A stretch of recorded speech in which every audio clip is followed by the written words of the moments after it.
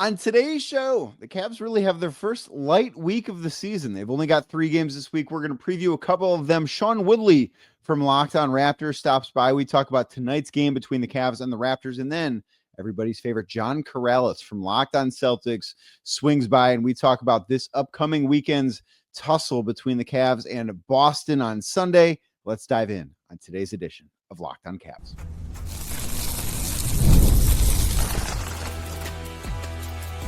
You are Locked On Cavs, your daily Cleveland Cavaliers podcast. Part of the Locked On Podcast Network, your team every day. Hi, everybody. My name's Danny Cunningham, and you might know me from my time covering the Cleveland Cavaliers over at my Substack, The Inside Shot. And thank you for making this edition of Locked On Cavs your first or maybe even second, or hey, maybe even third, because Shorter Sanders had a great day. Maybe you checked out Locked On Browns earlier today, but thank you for making this show one of your listens today and every single day. It's because of people like you that Locked On is now the #1 sports podcast network in America. You can find this show and any other Locked On podcast show wherever you get your podcasts. That's Apple, Spotify, that's anywhere else. Be sure to give us a 5-star rating, leave us a nice review, and be a friend. Tell a friend about the show. If you're watching on YouTube too, hit that thumbs up button for us, click subscribe, and hit that notification bell. And today's episode brought to you by FanDuel. Right now, new FanDuel customers can bet just $5. And if your first $5 bet wins, you get $300 in bonus bets to use all across the app. Head to FanDuel.com to get started today. The Cavs take on the Toronto Raptors tonight. The third and final scheduled matchup between the Cavs and Raptors. They could theoretically find themselves facing off in an NBA Cup quarterfinal game, but as of now, it is the final matchup between these two teams this season. Sean Woodley stops by. We talk about what has happened in the first 2 matchups, whether or not he thinks the Raptors are for real. If they're not for real, why is it? We talk Scotty Barnes, Brendan Ingram, the whole 9 yards with him. And then John Karalis, of course, everybody's favorite guest here at Locked On Cavs, swings by to talk about the Boston Celtics as the Cavs look to avenge their loss that they had against Boston earlier this season. Boston 9-8 on the season as I record this right now on Sunday night. They beat the Magic on Sunday, but it has certainly been a bit of an up and down roller coaster type ride so far for those in Boston. Certainly not what they are accustomed to. No Brad Rowland today. We will be spending a little bit of time later this week chatting with Brad about the Atlanta Hawks. That's a game the Cavs play on Friday of this week, but our schedules, unfortunately, over the weekend just didn't line up, but still wanted to get the whip around episode out with at least 2 teams being previewed today. Again, we will have Brad on for at least a segment at some point this week to look ahead to the Cavs taking on the Atlanta Hawks. I almost said Falcons, the Atlanta Hawks on Friday. So while you're here, make sure you're subscribed to Apple, Spotify, anywhere else. And now here's my conversation with Sean Woodley. And Sean Woodley is back for the second and final time this regular season as the Cavaliers take on the Raptors for the third of 3 matchups Monday in Toronto, second night of a back-to-back for the Cavs. Toronto comes into this game with an 11-5 record, second place in the Eastern Conference. And Sean, just kind of want to start here. What has been going so well for Toronto so far this NBA season? Well, first of all, thanks for having me, Danny. And I can't believe you left out the possibility of a quarterfinal matchup in the NBA Cup getting added to the schedule, because why not play 4 times in the first month and a half? But to answer your question, it's, everything's working really well. The defense is way better than I thought it would be. But I do think the main thing is that the Raptors offense has just been kind of unstoppable. In the half court, they are the #1 team in points per possession on half court possessions per clean the glass so far this season.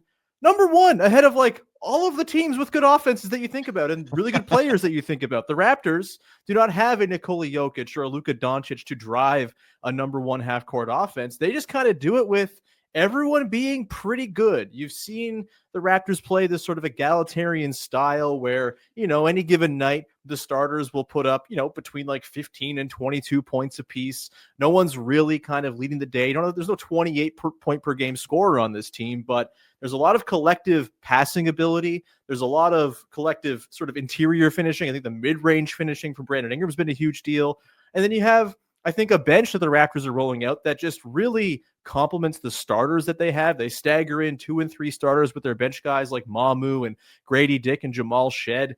And you just have like a lot of different ways they can play offense. They've been really good in transition as well. As good as they are in the half court, they play the fewest half court possessions of any team because they run all the time as well and kind of spam their points per possession that way too.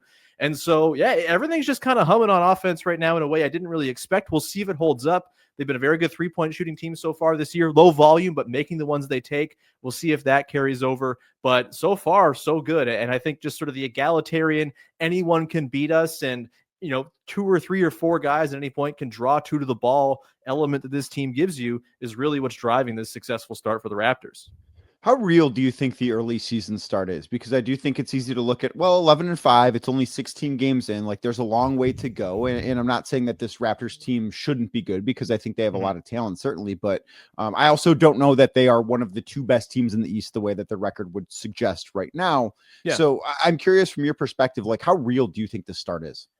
I mean, I think like the mathematical case is pretty ironclad that they're at least pretty good. Do I think they're a contender? No, but I don't think they need to be a contender in terms of like their statistical profile for this to be considered a successful year, right? I think they probably will come back to the pack a little bit. They've fattened up on a pretty easy schedule of late, but I mean, that kind of feels like the case for every Eastern Conference team. You run into the Hornets and the Nets and the Wizards at the right time, and all of a sudden you can roll off a whole bunch of wins in a row. That's happened for the Raptors here for sure. But I do think that the games where they've really shown out during this run against good teams are the ones that have really popped to me as like, okay, that's some proof of concept. They played the Atlanta Hawks without Trae Young, who have been really good and really nasty defensively. And the Raptors just kind of took it to them and schooled them and ran away with that game in the fourth quarter in their first NBA Cup matchup.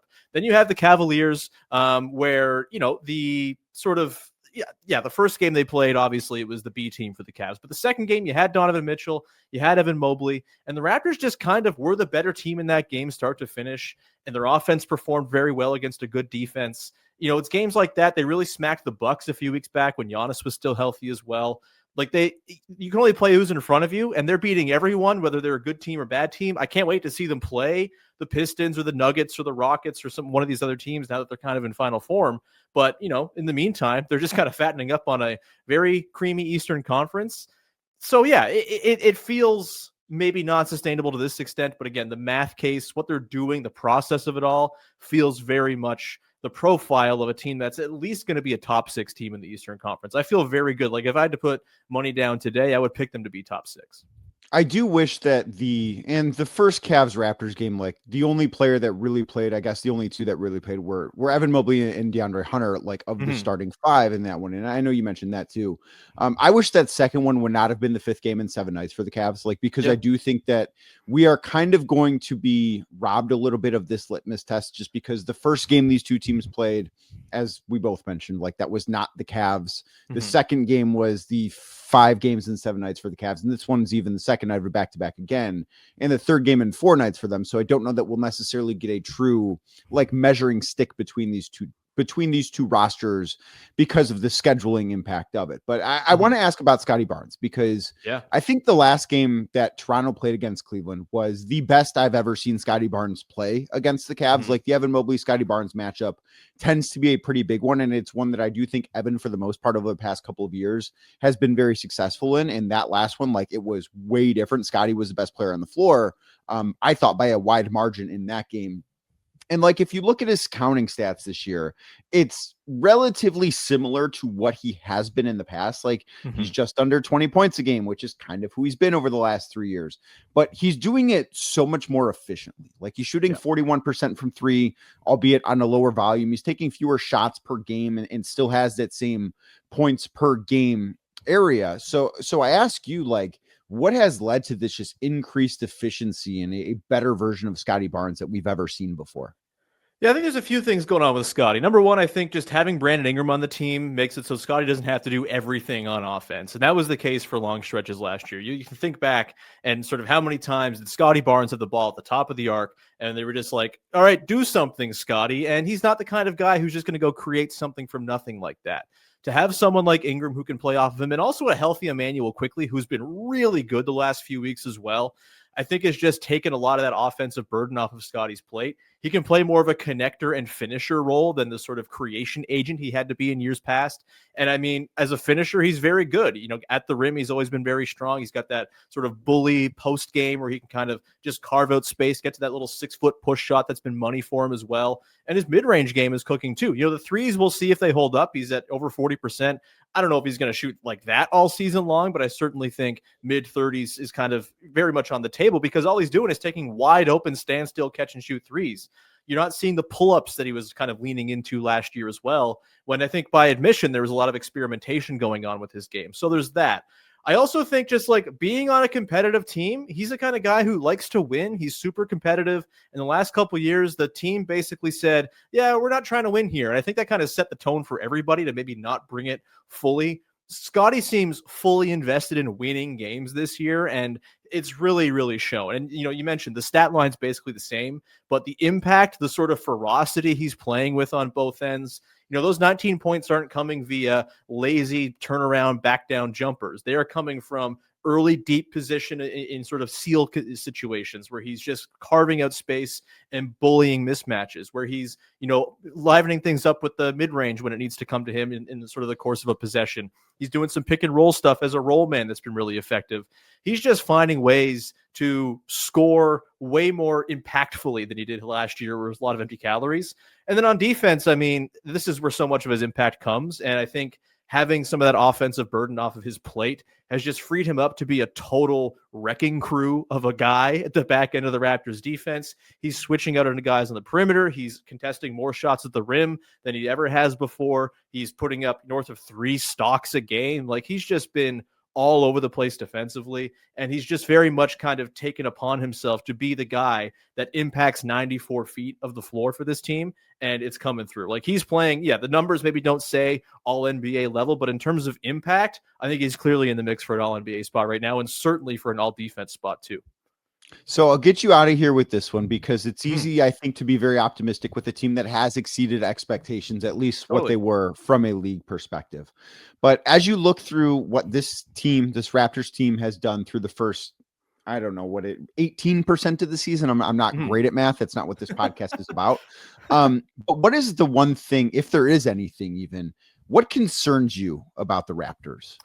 They don't give up a very, let's say, modern shot profile on defense, and that concerns me a little bit. Cleaning the glass kind of keeps track of the expected field goal percentage based on where a team is getting their shots, and the Raptors rank 28th in that regard right now. Their shot chart is not super optimized defensively. Now, look, there's a lot of noise in that. The guys that are taking all the corner threes they're giving up, are the guys that they're happy taking corner threes? I think they'd say in most cases, yes.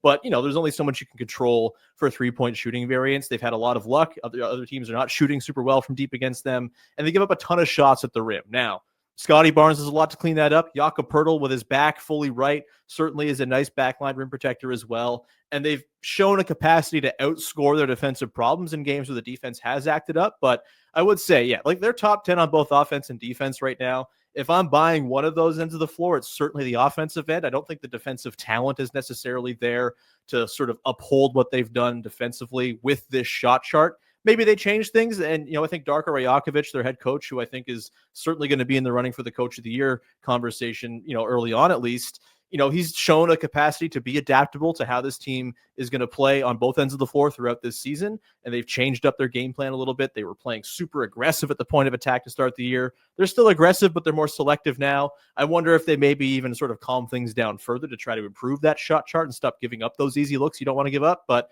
right now, if this persists and they continue to have a shot chart this, again, optimized for the other team to score points, I think we might see the defensive end kind of struggle a little bit. But again, if the offense can keep on humming like it has, they're going to be able to outscore a lot of their problems. Well, that'll be an interesting thing to watch. And the Raptors, I think, will be a team to monitor at the very least in the standings as the course of this NBA regular season continues on. The Cavs and the Raptors play for the third and final scheduled time of the regular season tonight in Toronto. Sean, thanks so much for doing this, man. Anytime, Danny. We'll catch up with John Karalis in a second, but first, today's show brought to you by Gusto. Let's be real. No one starts a business for the joy of calculating tax withholdings or managing payroll spreadsheets. That's where Gusto comes in to take the stress out of payroll, benefits, and HR so you can focus on running your business and supporting your team. Gusto is the all-in-one remote-friendly payroll and HR platform that makes managing your team simple, transparent, and fast. Whether you're hiring, onboarding, or paying employees, Gusto helps you do it all from one place without the hassle or the hidden fees. Unlimited payroll runs for one monthly price, which means no surprise charges at the end of the month. And Gusto's automated tools like offer letters, onboarding materials, and direct deposits can save you hours each and every week. Plus, knowing you can reach certified HR experts anytime gives you a real peace of mind. So try Gusto today at gusto.com. That is gusto.com/lockedonnba and get 3 months free when you run your first payroll. Again, 3 months of free payroll at gusto.com/lockedonnba. One more time, that is gusto.com/lockedonnba. Today's show also brought to you by Wayfair. The holiday season is no longer right around the corner. The holiday season has arrived, folks, and that means it's time for your home to get ready. Whether you need more seating for guests, cozy new linens, fun serveware for holiday hosting, Wayfair's Black Friday sale is here to help you make your space shine. And you might be thinking, it's not even Thanksgiving yet. That's not till Thursday. That means it's not Black Friday yet. Doesn't matter, because you don't have to wait. Wayfair's Black Friday deals happening all month long with up to 70% off everything from sofas to spatulas and just about everything in between. Maybe you need to upgrade a certain room in your house. Maybe your kitchen needs a makeover. Maybe your living area just needs to be freshened up a bit. Wayfair has you covered. So don't miss out on early Black Friday deals. Head to wayfair.com right now to shop Wayfair's Black Friday sale for up to 70% off. That is Wayfair, WAYFAIR.com. Sale ends December 7th. Today's show is also brought to you by FanDuel. The NBA is back, and there's no better place to get in on the action than FanDuel, the official sports betting partner of the NBA. Even if you missed the start of the game, or maybe you just want to ride the hot hand, FanDuel has you covered, because they've got you. If you want, who's going to score next? Who scores first? Who's going to win? Is the comeback going to happen? They've got it all with FanDuel. And best of all, right now with FanDuel, if you're a new customer, you can score big, because all you got to do when your first $5 bet, $300 in bonus bets are yours. Maybe your first $5 bet this weekend was the under in the Browns-Raiders game. I believe the line closed at 35.5. There were 34-point scores. Shedeur Sanders leads the Cleveland Browns to a 24-10 win, and the under hits. That was the play I liked. I didn't want to bet for or against the Browns this week because I just didn't know what to expect out of Shedeur Sanders. But man, that under felt good, and that was one that hit. So if you are new to FanDuel, now is the time to join. Like I said, $300 in bonus bets are yours when your first $5 bet wins. So head to FanDuel.com to sign up and play your game with FanDuel, the official sports betting partner of the NBA. Joining me now from Locked On Celtics, it's everybody's favorite, John Karalis, where we talk about the Boston Celtics, who seem to be allergic to getting too far away from the 500 mark. They are 9-8 on the season as we talk after they beat the Orlando Magic on Sunday night, coming off of a loss against the Brooklyn Nets earlier in the weekend. So, John, just what has the story of the Celtics season been so far through 17 games?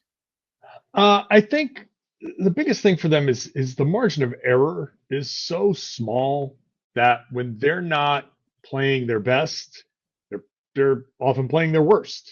And it doesn't take much for them to fall into a rut where they give up 40-point quarters. That happens very regularly. And a lot of times it's, offensive rebounding, but they tend to have like different things that can, sometimes it's just a lack of defensive effort. Sometimes it's shot making that isn't, the shots just aren't falling. And that leads to mistakes, frustration, all of that stuff. They have to play a connected defense first, running off of turnovers type of basketball, and they don't always do that. It's not always their fault They're just not that well constructed. This is an experimentation year for them. And sometimes some guys just don't have it. Sometimes they, for whatever reason, fall into these ruts, but that's what's happening to them.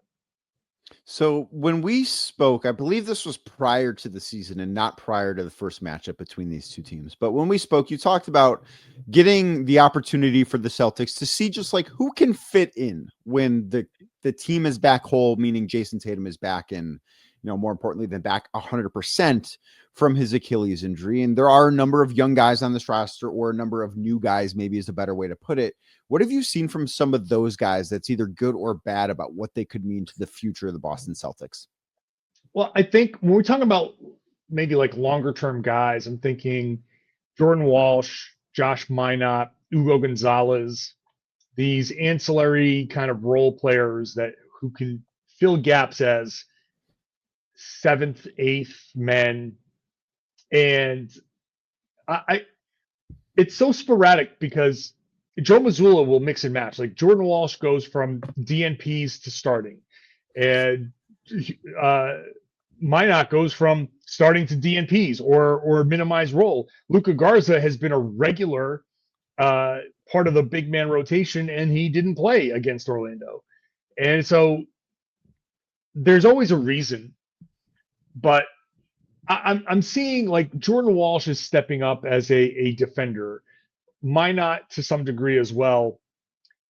I'm seeing these guys who are willing to get in there, make these defensive plays, make the gritty hustle plays. Those are the types of guys the Celtics are looking for. Minott and Walsh are especially. It's like Minott and Walsh are basically the same player, and if both of those guys want to stick around on reasonable contracts and they both have an opportunity to play the kind of like the same role, and it doesn't matter. You can almost like say, go out there. We're going to let you play through fouls or whatever, because if one of you fouls out, the other one's just going to get those extra minutes. So there's some positives there. I really like Hugo Gonzalez. I think he's only 19 and he's learning the NBA game, but I love his instincts. I love his feel for the game. You can tell that he's a guy that's been playing in some kind of pro system, like he has been with Real Madrid since a very young age. You can tell he has a maturity about him even at 19, but he's still 19 and raw. So I like those guys. I think this season, however the record goes, will end up being at least some level of successful because of those guys kind of carving out roles for themselves. But also guys like, Sam Hauser, Peyton Pritchard, Derek White even, that are being pushed in a different way this year. They're playing completely different roles. They're being asked to do a ton more. And we don't talk about those guys in the same kind of developmental thing. But this experience, even though there's, some guys like Derek White struggling with it more than I thought, that's going to end up being good for him because that's just how you grow. And I think next year he'll be in a more kind of comfortable role, but having gone through all of this year, it's just going to make him better at some of that other stuff when they need him to do that next year. So even somebody like Derek White is getting some of this kind of experience. I'm glad you said that because that's who I wanted to ask about next. Because if you look at who the Celtics had been over the past couple of years, they sort of like they had this very clear top two in Jason and Jalen. And then I thought this rotating cast of who the third best player is on a given night. And some nights it's Derek White. Some nights it was Drew Holiday. Some nights when he was healthy, it was Kristaps Porzingis. And now Derek White's asked to be like the second best player on this team all the time. And that's meant more of a much different role, more shots, but he's not been super efficient this year. He's shooting, I believe, a career worst under 30% from beyond the arc, at least entering game on Sunday. I don't know. I have no idea what he did on Sunday yet. But like, what have you thought of the way that he's adjusted? Like, where can he be better, do you think? So, well, he was 2 of 4 from 3 against the Magic. So better, but not in such a way that's going to ridiculoly change his percentages. It's been a struggle for him. And you can see like last season, he like, I want to say it was like something like 30-40% of his shots came off the dribble, and this year it's like 70 something percent that are he has to create for himself more. And that's not something that he's been doing much of, even when he was in San Antonio. So I think it's been a real adjustment for him. And some of it is just simple shot making, but the types of shots that he's getting are much more difficult than the shots that he's been getting since coming to Boston. So I still think that there's stuff that he has to figure out. There's stuff that he needs to improve on off the dribble, creating for himself, the types of shots that he's taking, the much more contested shots that he's getting. And he has to find a way to make those shots, right? You know how it goes. Like you watch Donovan Mitchell take shots that are going to be bad for 90% of the league, but for him, those are shots that fall. Like the contested, tough shots are the shots that the elite players make. And Derek's never going to be in a Donovan Mitchell class, but he has to find a way to get a little element of that kind of shot making. Again, if he got that and we're able to do that all the time, then he would be like an all-NBA player. And I don't think Derek White's ever going to be an all-NBA player. But for him to be kind of pushing that all-star type of guy that I think somebody like me, who's always been a very Derek White optimist, he needs to get some of that tough shot making.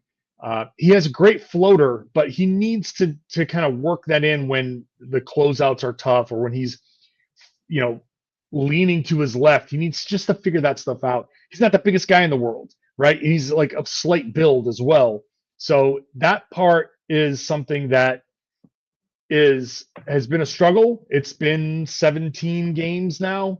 So still not enough of a sample to say whether he'll ever get it or not get it.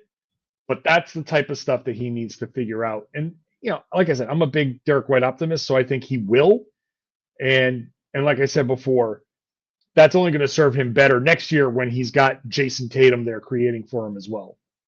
Right. I do think those are the things that that is the good growing pains that guys will go through. And I will get you out of here with this because we're at this point in the season where I think it is fair to start reevaluating what expectations were. And I know it's tough to go into a season with the best player on the team out for most, if not all of the season and have realistic expectations because you just don't know what you're going to get because roles shift so much. But how has this season gone in ordinance with how you thought it has gone? And have you had to readjust expectations in any way? I don't know. I said 44 wins heading into the season. So that's 3 games above 500. And right now they're 9-8. So that's kind of where they are. They're a 500 team that's, you can take 10 to 20 to 30 possessions that over the course of the entire season that will swing certain games. And if they get a few bounces their way, then they'll be a 44, 45 win team. If a few of those bounces go the other way and they lose a few of those games, it'll be somewhere below the expectations. But this is exactly kind of what I thought. They aside from Brooklyn and Utah, they've beaten the bad teams. And aside from that one game against the Cavs, they've lost to the good teams. And so that's about where they're going to be. And these games against Orlando, they kind of got lucky against Orlando because they were missing so many guys. But these games in the middle are going to be the swing games of whether it's going to be a above 500 or below 500 season. So kind of what I expected, a lot more growing pains, maybe a few more growing pains than I might have anticipated, but this is right where the Celtics should be, floating somewhere around 500. And for Boston's sake, hopefully a little bit above by the time it's all said and done. So you and I won't be having this conversation again until March. The next game that the Cavs play against Boston is March 8th. So it's a long time between now and then. So I have to, this is kind of my way of asking about Anthony Simons. Do you expect this roster to change at all between now and the trade deadline? I think so. I think the Celtics are obviously looking, I think they're looking for their center of the future. Nimish Keita has been okay, better than I expected, but I still don't think he's a starting center when the Celtics are hopefully contenders. So I think they still need to find that player or a combination of players where they can deal with it. I think Simons has a contract in the $27 million range that can really help one of these teams that's looking to move a big salary. So I don't think the Celtics are going to say, here's Anthony Simons, you give us a big man and we're done, a 1-for-1 deal. But I do look at are the Memphis Grizzlies going to trade John Morant? All right, can the Celtics say, hey, by the way, we got $27 million in Anthony Simons right here, and he's a pretty good offensive player, still young. Somebody might want him, and that will really help you match salaries, so you don't have to give a big money player. And you know how it goes now, man. Everything's like 3-4 team deals now. So I think the Celtics can hop in on that and get a guy. Now, maybe somehow they find a way to get like a Santi Aldama in a deal like that. And does that move a big needle? I don't know if it moves a big needle, but still a good player. And that might just be where they land. But somehow I think that's the type of deal. The Celtics hopping in on a 3-4 team trade.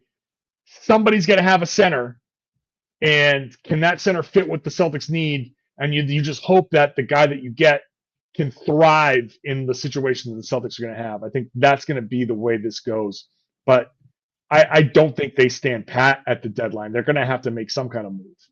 I think it'll be a very interesting situation to follow. And the Celtics will be, interesting to see just how they bounce above and below 500, I think, pretty routinely throughout the rest of the regular season. But John, thank you so much for doing this, man. Can't wait to watch Cavs and Celtics on Sunday. All right, man. I'll see you.